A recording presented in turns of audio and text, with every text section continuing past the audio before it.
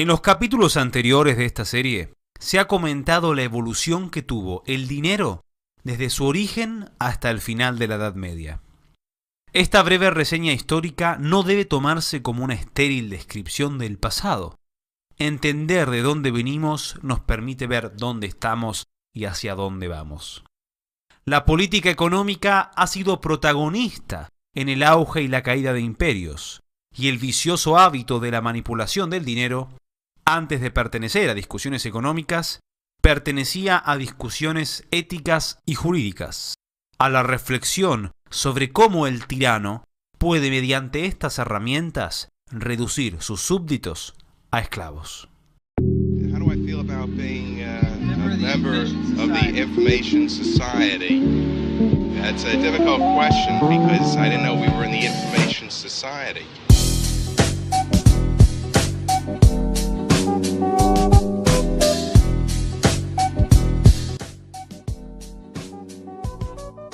La transición de la Edad Media a la Edad Moderna estuvo marcada por trágicas pestes, hambrunas y problemas monetarios.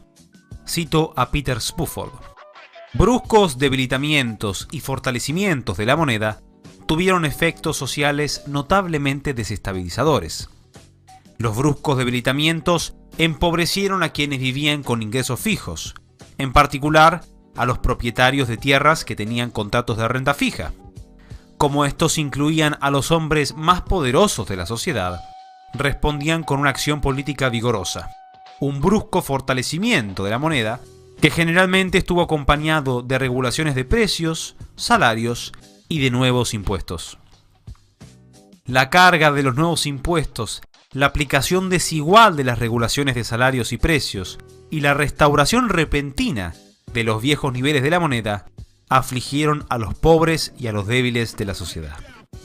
A pesar de las dificultades del nefasto siglo XIV, Europa pudo recuperarse y continuar con su progresivo aumento de la población y el comercio.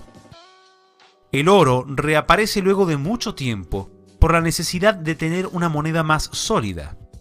El florín, moneda de oro acuñada en la República de Florencia desde el año 1252, al igual que su gran rival, el ducado veneciano, fueron dos monedas que por su peso, pureza y prestigio se volvieron el patrón de referencia para la fijación de los tipos de cambio.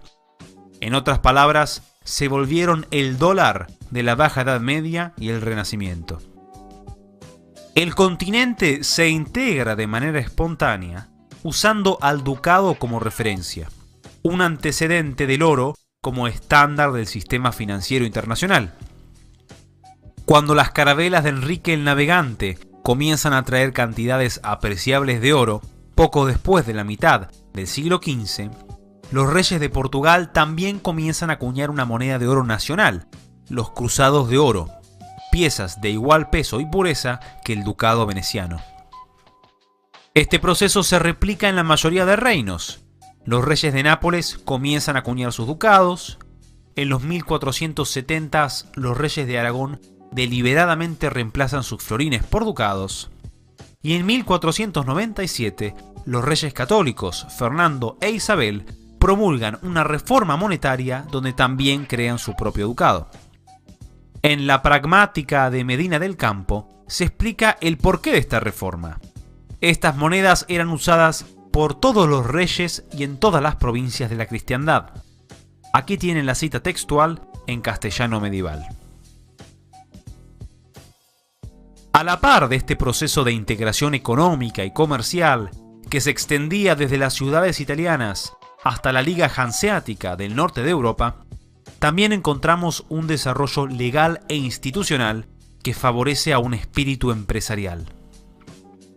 La evolución en los derechos de propiedad, en los acuerdos contractuales para el comercio y la emergencia de nuevas técnicas comerciales y financieras conforman el prolegómeno de los cambios asociados a la emergencia del capitalismo. Con respecto a este proceso, también podemos recordar la famosa tesis del sociólogo Max Weber, quien afirmaba que la ética protestante sirvió de catalizador para dar origen al capitalismo. Al respecto citamos nuevamente a Isaías Covarrubias Márquina. Allí donde el capitalismo ya existía, adquirió en adelante mayores posibilidades. Pero los individuos no se hicieron capitalistas porque fuesen protestantes, ni protestantes porque fuesen capitalistas. En una sociedad que se estaba convirtiendo ya en capitalista, el protestantismo facilitó el triunfo de los nuevos valores. Durante los siglos XVI y XVII, se accedía más fácilmente a las monedas de plata y oro que en cualquier otro momento previo de la historia. Estas monedas de metal precioso ya dejaban de usarse solo entre individuos adinerados. Europa se llena de mercados, ferias, posadas y cafés. Las tiendas aumentaban de manera exponencial y cada vez eran más especializadas. En el siglo XVII se volvió un diluvio, una inundación. En 1606, Lope de Vega escribía de Madrid, ahora la capital: todo se ha vuelto tiendas. De esta manera se forja la sociedad moderna, que trae grandes mejoras, pero también grandes problemas. El siglo XVII se caracteriza por tener mutaciones monetarias muy interesantes, que a su vez tienen un gran paralelismo con la actualidad. Primero veremos la manipulación que solía hacerse mediante el abuso de ciertos fallos del antiguo sistema monetario. Como las monedas fueron perdiendo su contenido metálico por el envilecimiento, esto provocó que las monedas tengan dos valores: un valor nominal o facial, lo que supuestamente valía, y un valor real, cuánto valía el oro o la plata que contenía la moneda. Este fenómeno, combinado con el sistema monetario de la época, que era algo torpe, permitía que las autoridades exploten a la gente mediante legislaciones que subían y bajaban el valor nominal o real de las monedas a su provecho. Por ejemplo, mediante el resello de monedas, yo te saco 2 monedas de plata, te devuelvo una, pero te digo que esa moneda vale 2. Es decir, te estoy robando descaradamente. El caso paradigmático fue el de Felipe III de España, quien llevó a cabo una grosera manipulación de el vellón, una moneda de cobre y plata que comúnmente usaban las clases más bajas. Para poner un freno a estos actos, el padre Juan de Mariana publica en 1609 su Tratado y Discurso sobre la moneda de vellón. Allí denunciaba lo siguiente: el rey no es señor de los bienes particulares, ni se los puede tomar en todo ni en parte. Veamos pues, ¿sería lícito que el rey se metiese por los graneros de particulares y tomara para sí la mitad de todo el trigo y les quisiese satisfacer en que la otra mitad la vendiesen al doble que antes? No creo que haya persona de juicio tan estragado que esto aprobase, pues lo mismo se hace a la letra en la moneda de vellón antigua. Son maneras disfrazadas de ponerle gravámenes y tributos, y desangrarlos y aprovecharse de sus haciendas. Nótese lo moderno y actual de las palabras de Mariana y del fenómeno en sí. Juan de Mariana no solo explica de manera detallada y analítica cómo estas manipulaciones afectan a la economía, se enfrenta de manera valiente contra la corona. Su pensamiento político y económico enfureció tanto a las autoridades que fue procesado por la Inquisición, dicho sea de paso, una institución que dependía del Estado. Felipe III le pide a la Santa Sede que interceda para que lo pueda ejecutar, pero ellos calificaron el proceso como nulo e injusto, por lo que Juan de Mariana preservó su vida y su libertad. Mientras comenzaba el proceso contra el padre Mariana en 1609, se funda el famoso Banco de Ámsterdam, al que analizaremos para comprender los sucesos de nuestra historia reciente. Los servicios bancarios existieron siempre, desde la antigua Grecia hasta la Florencia de los Medici, pero debemos diferenciarlos. Existían dos tipos de banca, la de préstamo y la de depósitos. La banca de préstamo es una entre diversas instituciones que constituían formas de prestar dinero. Una o un grupo de personas prestaban el dinero que previamente tuvieron que ahorrar y por este servicio se cobraba un interés. Todos conocemos que esto se asocia con la usura y que esta fue combatida desde Aristóteles por su doctrina del dinero estéril hasta la Iglesia, quien la prohibió. Como los tipos de interés siempre ha sido un concepto confuso, Dejaremos el tema aquí. La banca de depósitos, en cambio, ofrecía un servicio de seguridad. Si uno tenía sus ahorros de oro o plata y no quería tenerlo en su casa o su negocio porque corría el riesgo que se lo roben, este banco custodiaba tu dinero. Dependiendo la cantidad de dinero y el tiempo que uno lo dejaba, se te cobraba una tarifa correspondiente. Este era el servicio que brindaba el Banco de Ámsterdam, y como lo hacía de manera tan honorable e incorruptible, ganó mucha fama y prestigio. Tal fue el éxito de este banco que sería replicado en muchos lugares, los bancos de Hamburgo, Inglaterra, de Estocolmo, etc. Pero no mucho tiempo después, estos bancos comienzan a hacer algo peculiar. Empiezan a usar, prestar o invertir el dinero que depositaba la gente. Dan origen a la banca de reserva fraccionaria. Fraccionaria porque guardan solo una fracción del dinero que uno deposita. Breve ejemplo, usted va al banco y deposita 50 monedas de plata. El banco guarda algunas monedas, un porcentaje de reserva al que llamamos coeficiente de caja, y el resto, la mayor parte de su dinero, es reinvertido por el banco. Los depósitos se vuelven una deuda de corto plazo que tiene el banco con nosotros. Si todos fuésemos al banco a pedir nuestro dinero, supongamos por una emergencia que nos afecta a todos, el banco no lo tendría. Tendría solo un muy pequeño porcentaje de ese dinero. En el año 1661, el Banco de Estocolmo entra justamente en una crisis de solvencia por el sistema de reserva fraccionaria. Como no tenían el dinero, recurren a inventar el primer billete moderno, un certificado de depósito. Luego de unos años, el banco quiebra, pero en 1668 el gobierno sueco lo reabre como el primer banco central de la historia. El papel moneda y los bancos centrales no aparecen de manera espontánea. Nacen en este contexto por privilegios legales que otorgó el Estado. El papel moneda como una deuda, una promesa de pago del banco, y el Banco Central como el prestamista de última instancia para darle liquidez a los bancos que están por quebrar, es decir, la institución que permite que este sistema pueda sobrevivir. Como pueden imaginarse, esto abre la puerta a un montón de debates éticos, jurídicos y económicos. Pero continuemos para ver qué tan feo se pone esto. En 1715, al finalizar la Guerra de Sucesión Española, muere el rey de Francia, Luis XIV. El reino estaba en una situación crítica. Estaba por declararse en bancarrota. Pero antes que ocurra esto, aparece un señor escocés quien promete tener una solución. John Law, hijo de un orfebre y banquero, le explica al regente de Francia, Felipe II de Orleans, que el problema del reino es que no tenía papel moneda, y que si él lo autorizaba, mediante un banco estatal y políticas monetarias expansivas, él podría salvar a Francia. No se confundan, John Law no estaba improvisando. Él era un hombre muy capaz, un teórico de la economía, cuando Adam Smith ni siquiera había nacido, y además un hombre de ideas con muchos paralelismos al pensamiento de John Maynard Keynes. Felipe II de Orleans, seducido por Law, aprueba su propuesta y el reino rápidamente adapta su sistema, dando inicio a la expansión de papel moneda sin respaldo y a la expansión crediticia. A corto plazo parecía que todo estaba marchando de maravilla.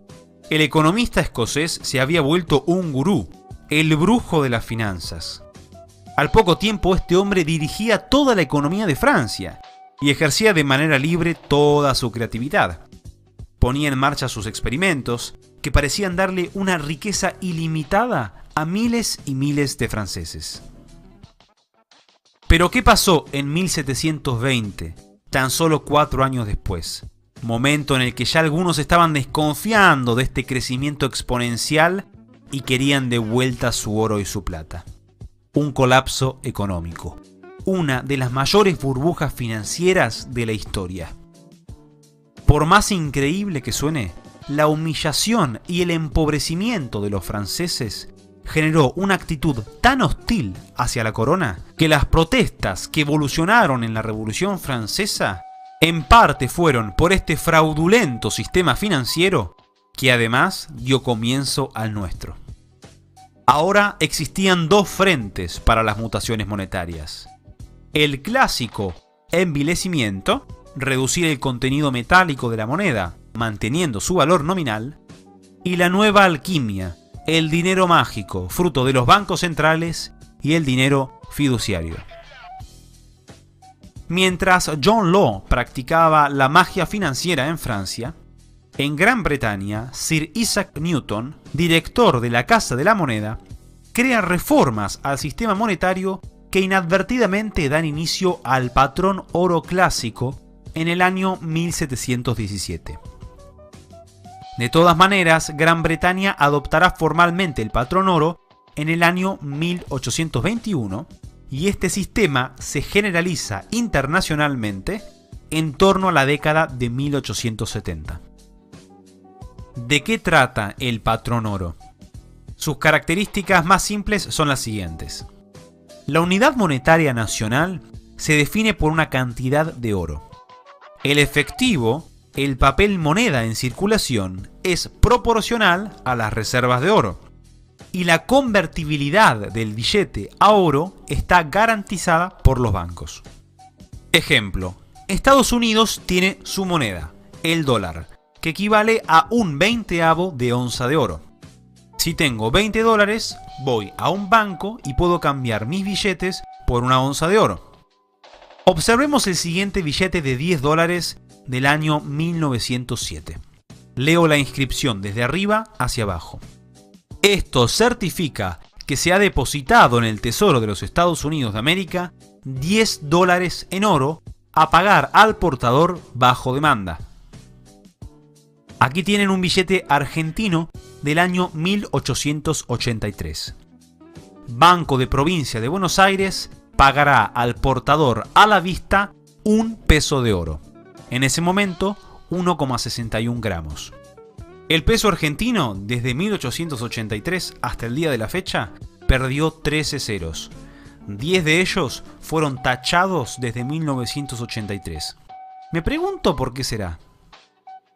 Si bien el patrón oro clásico no pudo resolver todos los problemas que aparecieron desde el siglo XVII, es un sistema que permite la estabilidad del sistema general de precios, estabiliza las tasas de interés a largo plazo, estabiliza los tipos de cambio, impide que los bancos sobreexpandan el crédito, etc. En ocasiones los gobiernos suspendían este sistema de manera transitoria, pero en el año 1914 el patrón oro es destruido y abandonado. ¿Por qué? Porque cuando comienza la Primera Guerra Mundial, los gobiernos quieren embarcarse en un gasto y endeudamiento masivo, algo incompatible con el patrón oro. Para los gobiernos y sus amigos mercantilistas, es preferible tener un banco central que tenga el monopolio del dinero, que pueda imprimir billetes, endeudarse y expandir el crédito sin límites. Quieren dinero fiduciario inflacionista, como John Law y otros brujos y alquimistas. Ocurrirán entonces las mismas burbujas. Cuando finaliza la Primera Guerra Mundial, tenemos la depresión de 1920-1921, fruto de políticas de la recién creada Reserva Federal. Apenas finaliza esta, la expansión crediticia vuelve a generar otra burbuja que estalla en 1929, la Gran Depresión, proceso que ya explicamos en este video. Y Franklin Delano Roosevelt logró algo que John Law y la corona jamás podrían haber hecho. Confiscó el oro del país para imponer coactivamente el dinero fiat. La orden ejecutiva 6102, firmada en 1933, te metía preso hasta 10 años si no le entregabas todo tu oro al Estado, sea en monedas o certificados. Una vez más, vemos que ni el Banco Central ni el dinero fiat emergieron de manera espontánea, fueron impuestos por la coacción. Ahora, luego de la Primera Guerra Mundial, existieron dos experimentos para volver a un pseudo patrón oro, que por supuesto no es el que veníamos hablando antes. El primero es conocido como el patrón cambio oro. Propuesto en la conferencia de Génova en el año 1922, combinaba el patrón oro clásico con dinero fiat y con bancos centrales. El sistema fue creado deliberadamente para que los gobiernos puedan seguir sus políticas inflacionistas de manera más discreta. Además, le daba mucho poder a Estados Unidos e Inglaterra, quienes se beneficiaban de la estructura fraudulenta del sistema. El patrón cambio oro fue colapsando y dejó de existir a comienzos de los años 30. El segundo pseudo patrón oro fue creado en la conferencia de Bretton Woods en el año 1944. La estructura de este sistema era similar al patrón cambio oro, pero más fraudulento. Las reservas de oro solo estaban en la Reserva Federal de los Estados Unidos. Estados Unidos se comprometía a mantener al dólar ligado al oro en una paridad de $35 por onza. El resto de los países fijaban su divisa no al oro, sino al dólar. Si les parece que este sistema no es muy razonable, pueden culpar a sus creadores, John Maynard Keynes y Harry Dexter White, quien casualmente era un comunista y agente de la KGB. Además, se crearon dos organismos que ayudarían a mantener el orden del sistema, el FMI y el Banco Mundial. El sistema fracasó por su estructura y por los escándalos que fueron apareciendo. El estado de bienestar que fue construyendo Lyndon B. Johnson, sumado a todo el gasto de la guerra de Vietnam, hacía que las políticas inflacionistas de Estados Unidos impacten en la economía de todos los países del acuerdo. Es decir, Bretton Woods generaba una inflación mundial. Al fijar las divisas nacionales al dólar, se daba una relación muy injusta y parasitaria. Francia y otros países estaban muy enfurecidos y comenzaron a exigir que les devuelvan su oro.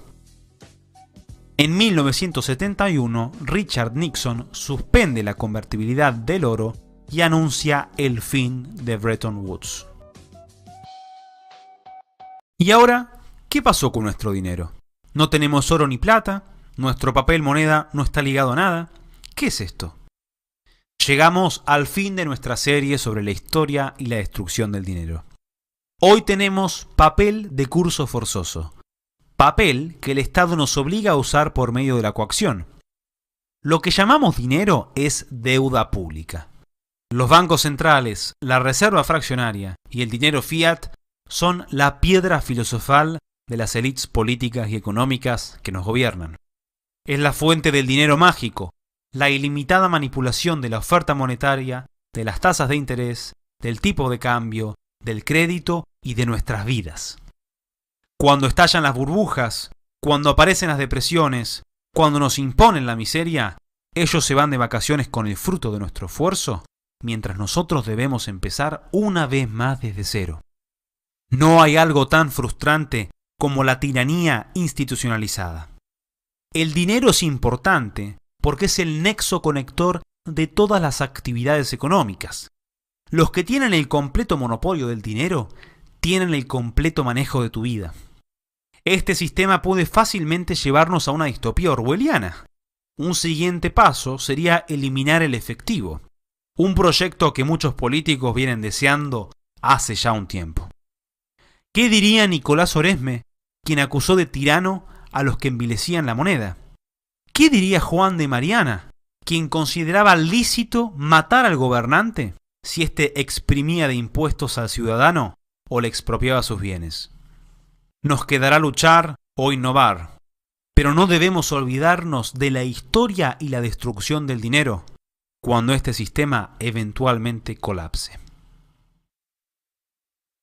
Quiero agradecer a Martín, Julio, Andrés, Henry, Iván López, Rubén, Iván Andrada, Santiago, Enrique, Damián, Miguel, Antonio, Ignacio, Jordi, JP, Renzo Graner, Damián, Nicolás, Martín, José, Miguel, Federico P, Narco Republican, Beatriz, Michael, Edu, Juan Pablo, Lautaro, Federico, Alberto y Mauricio, que son parte de la comunidad de Patreon y colaboran con el canal.